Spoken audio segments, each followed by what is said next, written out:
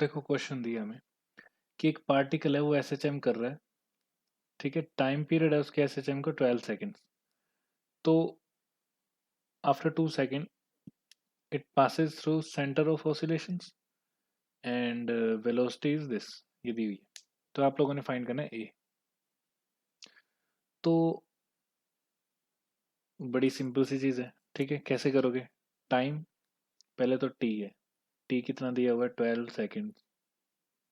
अच्छा, अब हमें निकालना क्या है? ए निकालना है।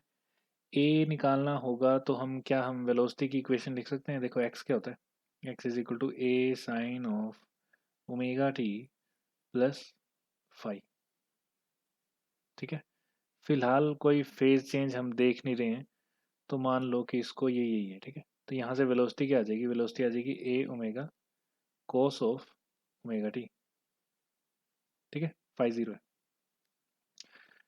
तो अब हमें इस कंडीशन पे बोला हुआ है कि ओमेगा तो दिया है, टाइम भी दिया है, ओमेगा हम अभी निकालते हैं, और वेलोसिटी भी दी हुई है। तो हम वैल्यूज निकाल लेते हैं। तो सबसे पहले तो हम टाइम से ओमेगा निकाल लेते हैं। तो टाइम से ओमेगा कैसे आ जाएगा? ओमेगा आ जाएगा 2 pi by 12, that is pi by 6।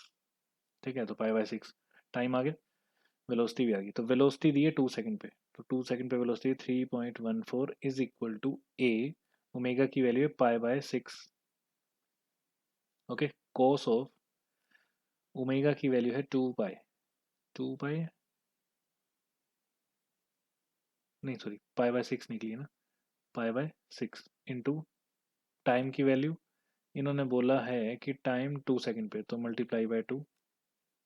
Okay, तो दिस इज 3। ठीक है, तो पाई बाय 3 आ गई। तो 3.14 is equal to A pi by 6 multiply cos of क्या? Cos of pi by 3, pi by 3 मतलब 60 डिग्री, 60 डिग्री मतलब कोस 60 डिग्री कितना होता है? 1/2। ठीक है, तो इसको सोल्व करते हैं थोड़ा सा। तो देखो ए के साथ मल्टीप्लाई में क्या आ जाएगा? 3.14 डिवाइडेड बाय 12। तो 3.14 कट गया, तो ए की वैल्यू आ जाएगी, या 1 आ जाएगा ना। ए की वैल्यू आ जाएगी 12 मीटर होगा तो मीटर, सेंटीमीटर होगा तो सेंटीमीटर। ओके, फिलहाल वेलोसिटी सेंटीमीटर में है, तो ये भी सेंटीमीटर में ही आएगा। अब देखो एक चीज़ और बता देता हूँ, वैसे तो क्वेश्चन हो गया है, बट ये जो पाई है ना, अगर ये एंगल की टर्म में आ रहा है तो हम इसकी वैल्यू 180 डिग्री भरेंगे। जैसे कि अगर हमें यहाँ भरनी पड़ती कोस के अंदर, तभी तो हमने पाई बाय 6 को क्या बोला? पाई बाय 3 को 60 डिग्री। ठीक है, क्योंकि 180 को डिवाइड कर दिया 3 से। लेकिन यहाँ पे पाई की वैल्यू एक एज ए मैग्नीट्यूड है, मतलब कांस्टेंट मैग्नीट्यूड। तो फिर पाई की वैल्यू 3.14 लिखेंगे, या फिर 22/7। तो आई थिंक ये चीज़ आपको पता लग गई है, और ये याद भी रखनी है। ठीक है, नेक्स्ट देखो। नेक्स्ट क्वेश्चन दिया है कि S H M equation of a particle is given by this function. Okay, तो हमें निकालना है एक्स, निकालना है एट ए, एक्स और ए निकालना है at t is equal to this, मतलब 3/2 पे। ओके, तो इक्वेशन लिख लेते हैं। देखो इक्वेशन किसी में भी हो सकती है। ठीक है, साइन में हो या कोस में हो, कोई फर्क नहीं पड़ेगा। कोस में है तो कोस के हिसाब से वैल्यूज आ जाएंगी उसकी, और कुछ नहीं होगा। तो this is cos 2 pi T plus pi by 4। ठीक है, तो इसका मतलब है कि इस इक्वेशन से वो एस एच एम कर रहा है। तो हमें क्या निकालना है? हमें एक तो निकालना है एक्स, एक्स निकालना है at t is equal to 3/2। तो ठीक है, 3/2 पुट कर देते हैं। 5 आ गया, कोस आ गया, 2 पाई आ गया, मल्टीप्लाई 3/2 आ गया, plus pi by 4। Plus pi by 4 ही है ना। तो 2 से 2 कट दे, क्या बच गया? 5 कोस 3 pi plus pi by 4।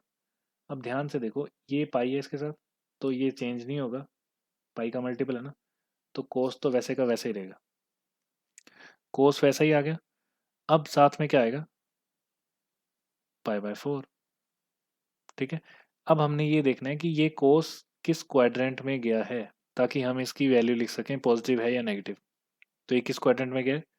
3 pi plus pi by 4। तो 3 पाई कहाँ आता है? देखो ये 0 है, 180 डिग्री पे पाई, फिर 2 पाई, और उसके बाद 3 पाई, ये मतलब ओरिजिन है, यहाँ पे आ जाएगा 3 पाई।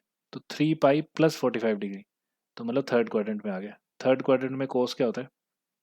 All school to college. तो कोस तो यहाँ पॉजिटिव होता है, यहाँ नेगेटिव होगा, तो माइनस का माइनस आगे लग जाएगा, ठीक है। तो वैल्यू आ गई एक्स की -5/√2। ओके, इसको सॉल्व करना चाहो तो इसकी वैल्यू कुछ आ जाएगी -3.5। ऑब्वियसली अगर सेंटीमीटर होगा तो सेंटीमीटर में, ठीक है। ओके, नेक्स्ट क्या बचा था? एक्सलरेशन। अब एक्सलरेशन फाइंड करनी है। एक्सलरेशन का फॉर्मूला होता है a = ω²x, ठीक है। अब यहाँ पे ये जो x होता है ना, वो क्या होता है? वो होता है x@t = 0। ओके, तो अब वो निकालना पड़ेगा पहले, तो वो निकाल लेते हैं। यहाँ पे देखो, इस तरफ निकाल देते हैं। तो x = 5 cos ऑफ t को 0 पुट करेंगे तो π/4 बचेगा, तो दैट इज इक्वल टू 5/√2। तो यहाँ पुट कर देते हैं। तो दिस इज ओमेगा की वैल्यू क्या आ जाएगी? 2 पाई, जो कि दी हुई है हमें, स्क्वायर, इसकी वैल्यू आ जाएगी 5/√2। तो acceleration acceleration is equal to कितना आ जाएगा? 4 pi square into 5/√2, that means 10 pi square metre per second square या फिर सेंटीमीटर पर सेकेंड स्क्वायर, जो भी क्वेश्चन में दिया होगा। तो ध्यान से देखो, at t is equal to 3/2 पे एक्स डिस्प्लेसमेंट कितनी है? -3.55। इसका अपोजिट डायरेक्शन में एक्सलेशन होनी चाहिए, और वो है, देखो पॉजिटिव में, वो 10 पाई स्क्वायर सेंट 10 पाई अंडर रूट भी है ना, √2 भी है, 10 pi under root 2 metre per second square answer. तो इसका मतलब हमने सही निकाला सब कुछ। ओके, चलो आगे देखते हैं। अब देखो यहाँ पे क्या दिया है? यहाँ पे एक रिंग दी है। रिंग जो है उसका जो रेडियस है दैट इज r, वो कि हमें दिख रहा है। ओके, और इसका जो पॉइंट ऑफ सस्पेंशन है ना, वो यहाँ पे, मतलब हमने एक चूड़ी ली, जैसे मान लो चूड़ी रिंग होती है, उसको एक कील पे टांग दिया, ठीक है, और उसको यहाँ से धक्का दे दिया इस तरफ को और इस तरफ को। तो हमें इसका टाइम पीरियड फाइंड करना है। तो हमें पता है ये एंगुलर एस एच एम करेगा, ठीक है। एंगुलर एस एच एम का मतलब है कि इसका टाइम पीरियड यही आने वाला है, mgl। ओके, हमें बस आई की वैल्यू निकालनी है। तो I for ring, I is equal to I of centre of mass इसका, प्लस m इंटू जितना वो दूर है, कौन? पॉइंट ऑफ सस्पेंशन, तो r²। तो क्या आ जाएगा? सेंटर ऑफ मास पे इसका जो मोमेंट ऑफ इनर्शिया होता है वो होता है mr² प्लस mr², तो दिस इज 2mr²। तो आई की वैल्यू ऊपर पुट कर दो। तो जैसे ही आप वैल्यू पुट करोगे, अच्छा यहाँ पे एल जो है वो क्या है? ये लेंथ क्या है? लेंथ होती है, लेंथ भी यही होती है, ठीक है। Length is equal to centre of mass से लेके पॉइंट ऑफ सस्पेंशन के बीच का डिस्टेंस कितना है? आर। तो ठीक है, सब कुछ पुट कर देते हैं। तो 2 pi under root of 2mr² divided by mgl, मतलब आर। अब जो कट रहा है उसको काटो, जो बचा वो आंसर है। m कट गया, एक r कट गया, इज इक्वल टू क्या बच गया? 2 पाई, एक 2 अंदर है, और क्या बचा ऊपर? r बचा, divided by g, this is, ठीक है। तो this is your time period. तो मास से कोई फर्क नहीं पड़ रहा, देखो मास इंडिपेंडेंट, ठीक है। नेक्स्ट देखो, नेक्स्ट क्या आ जाएगा? ये, अब इस केस में एक रिंग दिया हुआ है, ये है आपका रिंग, रिंग नहीं सॉरी, डिस्क, जिसका रेडियस आर है। अब जो पॉइंट ऑफ सस्पेंशन है ना, वो है r/2 पे, यहाँ पे, दिस इज r/2। इसका मतलब जो हम टाइम पीरियड लिखने वाले हैं, 2 pi under root of I/mgl, उसमें जो ये l है दैट इज r/2। तो ठीक है, एक चीज़ आ गई हमारे पास, बचा क्या? आई। आई निकालने के लिए क्या करना पड़ेगा? I of centre of mass plus कितना डिस्टेंस है उस तक, M into R by two का स्क्वायर इज इक्वल टू, वैसे इसका सेंटर ऑफ मास पे मोमेंट ऑफ इनर्शिया कितना होता है? M are square by to.